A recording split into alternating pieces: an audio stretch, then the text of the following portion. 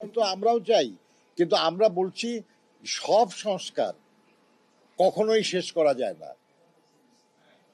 যে সংস্কার আজকে আমরা করব, এখন থেকে 2 বছর পরে হয়তো আমরাই সেই সংস্কারের আরেকটা সংস্কার করতে চাইব। আমরা বলেছি যে একটা অবাধ, সুষ্ঠু, নিরপেক্ষ নির্বাচনের মাধ্যমে জনগণের কাছে তার ক্ষমতা ফিরিয়ে দেওয়া হলো।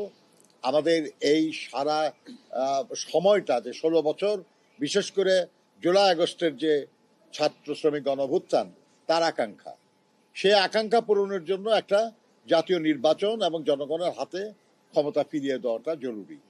এর জন্য যেসব সংস্কার প্রয়োজন, গুরুত্বপূর্ণ, এই সংস্কারগুলি তো আমরাও চাচ্ছি, এবং সেটা যত দ্রুত সম্ভব।